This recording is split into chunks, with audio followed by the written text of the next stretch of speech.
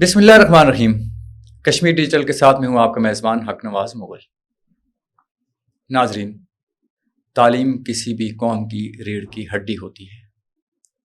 जिस कौम की तालीम अधूरी, आदी, तहजीब व सकाफ़त से नाआशना, तो वो कौम और उसकी रीढ़ की हड्डी को दीमक लग जाती है। वो कौम कभी भी अपने पाँव पर सीधी खड़ी नहीं हो सकती है। दुनिया में जितनी भी अक़वाम ने तरक्की की या जिनको आज हम तरक्की याफ्ता कहते हैं, उन्होंने अपने वसाइल का सबसे ज़्यादा इस्तेमाल अपनी तालीम पर किया और सबसे ज़्यादा मसाइल तालीम की वजह से हल हुए और हल किए।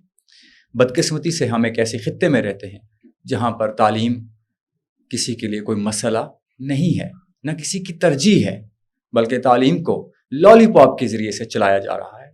आज़ाद कश्मीर के तालीमी इदारे हों, तालीमी बजट हो, कॉलेजेस हों, यूनिवर्सिटीज़ हों या इदारे हों, वो इस वक्त खोखलेपन का शिकार हैं। किसी एक जगह पर भी हमें कहीं से कोई मुस्तनद माहिर तालीम या डिग्री याफ्ता ऐसा शख्स जिसे हम आलमी मेयार तक पहुँचा सकें नहीं मिलता।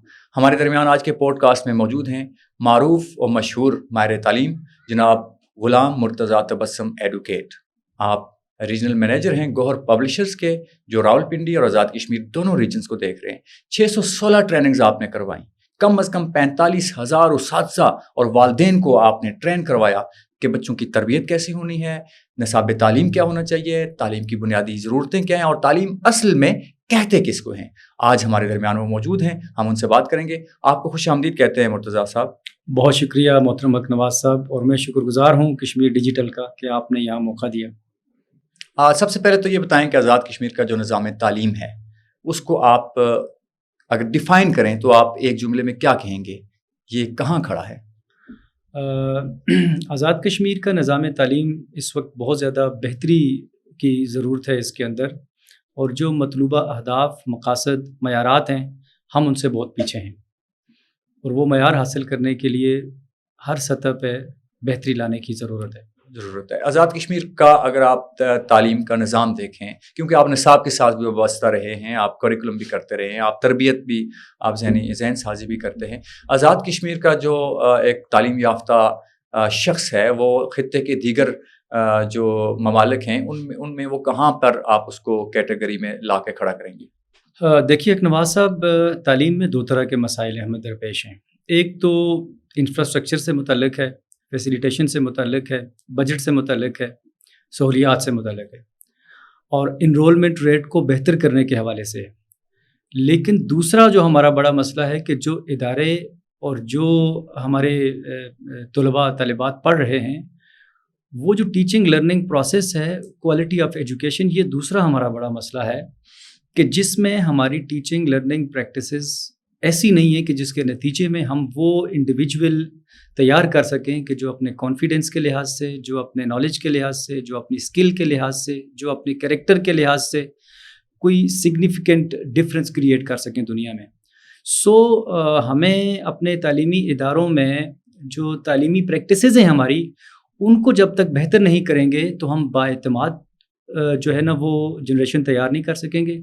उनकी कम्युनिकेशन में हम खातिर खा बेहतरी नहीं ला पा रहे, उनकी कोलैबोरेशन, उनकी क्रिएटिविटी, उनके कैरेक्टर के अंदर। एक कन्वेंशनल तालीमी एक प्रैक्टिसेस जिसको हम जारी रखे हुए हैं, रोट लर्निंग जिसे आप कह सकते हैं, नंबर गेम है, पोजीशंस हैं, कि जिसके अंदर हम उलझे हुए हैं। लेकिन इन अ ट्रू सेंस जो चेंज लाना चाहिए, जो इंटरनेशनल जो गोल्स हैं, मकासद हैं तालीम के, वो हमारा इस वक्त जो है ना सीरियस कंसर्न नहीं है, और हम कन्वेंशनल वे में आगे चल रहे हैं जिससे हमें नुकसान हो रहा है, बजाय आगे के हम पीछे जा रहे हैं। तो अगर आप चाहते हैं कि हमारा नौजवान इस ग्लोबल विलेज के अंदर अपना कोई मकाम पैदा करे, तो हमें उसकी तरबियत, उसकी तालीम, उसकी टीचिंग लर्निंग प्रोसेस में खासी बेहतरी लाने की ज़रूरत है। वो किस किस्म की बेहतरी की आप निशानदेही करना चाह रहे हैं टीचिंग और लर्निंग प्रोसेस में? ये बेहतरी कौन लाएगा? कोई इदारा है, गवर्नमेंट करेगी, टीचर्स करेंगे, आवाम करेगी, तलबा करेंगे, वालिदैन करेंगे, कौन लोग हैं इसके ज़िम्मेदार? देखिए एक नवाज साहब, इसमें जो तालीम का अमल है वो तो 3 बुनियादी किरदार हैं ना, और इन बुनियादी किरदारों को काम करना होगा। इसमें एक उस्ताद है, एक टीचर है, एक वालिदैन है। ऑफ कोर्स वालिदैन का भी काम है, लेकिन हमारा जो स्ट्रक्चर है, हमारे जो अथॉरिटीज़ हैं, गवर्नमेंट है, متعلقہ جو ڈپارٹمنٹ ہیں جب تک وہ سارے اپنا اپنا کام نہ کریں گے اور بطور خاص حکومت وقت اگر تعلیم پہ توجہ نہیں دے گی اور اس کی سہولیات اور بجٹ اور انفراسٹرکچر پہ توجہ نہیں دے گی اور پھر اس کے اندر کیپیسٹی بلڈنگ اور اساتذہ کی بہترین تربیت اور ٹریننگ اور کوچنگ اس کو یقینی نہیں بنائے گی اور پھر اس کے نتیجے میں جو اداروں کے اندر ہونے والی پریکٹسز ہیں ان کو چیک اینڈ بیلنس اور مانیٹرنگ اور ایوالویشن اور اکاؤنٹیبلٹی کے نظام سے نہیں گزاریں گے تب تک ایک شتر بے مہار کی طرح جس طرح ایک نظام چل رہا ہے گزشتہ 79 ایئر سے وہ ایسے آگے چلتا جائے گا اور ہم کوئی بڑا مقصد حاصل نہیں کر سکیں گے۔ اسی طرح سے تعلیمی نظام کے اندر ٹیچرز کی ٹریننگ کے ساتھ ساتھ تعلیمی اداروں کے انوائرمنٹ کو بہتر کرنے کے ساتھ ساتھ جو اہم رول ہے اور جو ہمارے ملک میں آج تک نظر انداز رہا ہے and this is very much unfortunate, وہ رول آف پیرنٹس، والدین کا رول جو ہے نا وہ اپ ٹو دا مارک نہیں ہے۔ سو والدین کی اویئرنیس، ان کی موٹیویشن، ان کی ٹریننگ، ان کی کوچنگ کہ وہ کس طرح سے پیرنٹنگ کریں، کس طرح سے بچے کی کیریئر کاؤنسلنگ کریں، کس طرح سے بچے کی تربیت کریں، تو اس تعلیمی عمل میں ان کی ٹریننگ، کوچنگ، تربیت وہ بھی وقت کی ضرورت ہے اور اس کا اہتمام کرنا چاہیے، تب جا کے ہم کسی حد تک جو ہے نا وہ اس مائل سٹون کو اچیو کر سکیں گے۔ جو حکومت وقت ہے تعلیم کے لیے جو بجٹ مختص کرتی ہے، کیا یہ بجٹ کافی ہے؟ This is very much insufficient budget.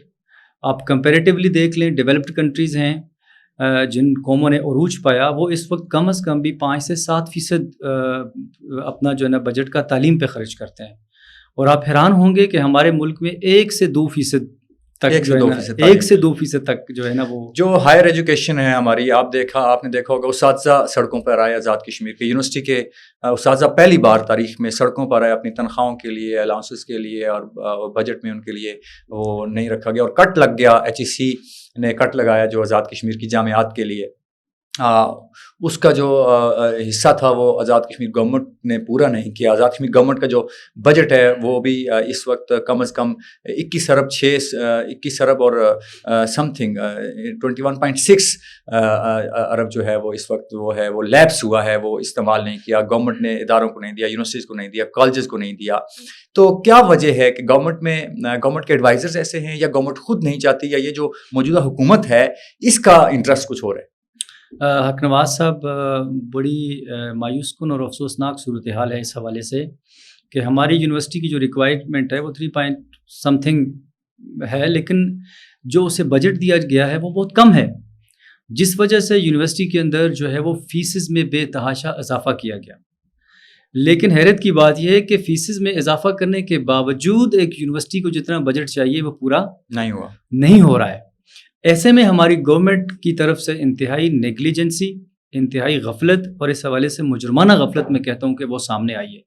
ایک طرف تو گورنمنٹ کا 44 ارب کا بجٹ میں سے بھی 22 ارب راؤنڈ اباؤٹ لیپس ہو گیا۔ آپ کم از کم اس کو اپنی تعلیم پہ کچھ خرچ کرتے جو یہاں پہ ڈیفیشنسی تھی۔ شہرات آپ کی کھنڈرات کا شکار ہیں، کتنے سکولز ہیں جن کی چھتیں اس وقت نہیں ہیں، مطلب جو انفراسٹرکچر ہے بنیادی خاص اس میں سے بطور خاص اس وقت 2 ڈسٹرکٹ آزاد کشمیر کے ایسے ہیں، ڈسٹرکٹ جہلم اور ڈسٹرکٹ نیلم، کہ جہاں انفراسٹرکچر اور سہولیات کا بہت زیادہ فقدان ہے۔ لیکن یہ ہے کہ باقی بھی ایسی صورتحال ہے، کوئی بہت تسلی بخش صورتحال نہیں ہے، لیکن انفارچونیٹلی ہماری گورنمنٹ اس طرف توجہ نہیں دے رہی، اور جو ذمہ داری ادا کرنی چاہیے گورنمنٹ کو۔ اور حق نواز صاحب، قوموں کے عروج و زوال کا تعلق جو ہے نا وہ تعلیم کے ساتھ ہے، اور وہ کہا جاتا ہے کہ جو تعلیمی اداروں کے کلاس روم ہوتے ہیں وہاں قوموں کے مستقبل کا فیصلہ ہوتا ہے، اور وہاں پہ قوموں کی تقدیر لکھی جاتی ہے، اور ہم لوگ اتنے نان سیریس ہیں اپنے اس اہم فریضے کے متعلق، اپنی تعلیم کے متعلق، اپنی نئی نسل کے تعلیمی عمل کے متعلق، کہ ہم اس کو بالکل اس کے لیے جو کوشش ہمیں کرنی چاہیے وہ گورنمنٹ ہماری وہ نہیں کر رہی۔ تعلیم کو میں آپ کے سامنے مہنگا کر دیا گیا، مطلب یونیورسٹی کی فیسز تو عام آدمی کے بس کی بات ہی نہیں رہی ہے۔ بچے خود اپنی آرگنائزیشنز بنا کر یونیورسٹی میں جو ہے وہ فیسز کو پورا کرنے کی کوشش کر رہے ہیں، اور یونیورسٹی جو ہے وہ فیسز بڑھا کر بھی اپنی جو فیکلٹی ہے وہ پوری نہیں کر پا رہی۔ بچوں کے لیے فیکلٹی کم ہے، اور وزٹنگ سٹاف جو ہے ان کی تنخواہوں کے ایشوز بنتے ہیں۔ تو گورنمنٹ کیوں نہیں اس طرف توجہ دیتی اپنے، اور آپ نے 2 4 6 یونیورسٹیز بھی تو کھول رکھی۔ اصل میں میرا یہ خیال ہے آپ کے اس کیوں کا جو جواب ہے وہ اس کی کوئی جسٹیفیکیشن تو کوئی بھی نہیں دے سکتا۔ اس کو میں نے پہلے بھی گزارش کی کہ غفلت ہو سکتی ہے، ذاتی مفاد ہو سکتے ہیں، کرپٹ پریکٹسز ہو سکتی ہیں، اور آپ اپنی ریاست اپنے مستقبل سے نابلد، نا آشنا اور غافل ہو جائیں اور اپنے چھوٹے چھوٹے مفادات کی خاطر کرپشن کرنے لگ جائیں، تو آپ اس طرح کے اہم فریضے کے لیے اپنا کردار ادا نہیں کر سکتے۔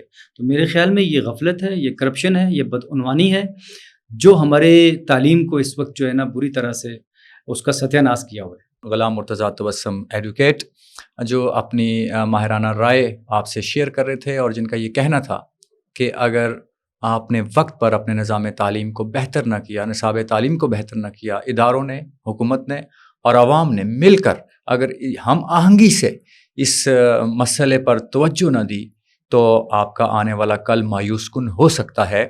اگرچہ اس میں بہتری کی بے تحاشا گنجائش موجود ہے، لیکن اس کے لیے ایک ہی شرط ہے کہ آپ خلوص نیت کے ساتھ، حکومت وقت، ادارے اور خود عوام اس مسئلے پر توجہ دیتے ہوئے اس کو بہتر سے بہتر بنانے کی کوشش کریں، وگرنہ ہماری داستان تک بھی نہ رہے گی داستانوں میں۔ اپنے میزبان حق نواز مغل کو دیجیے اجازت۔ اللہ نگہبان۔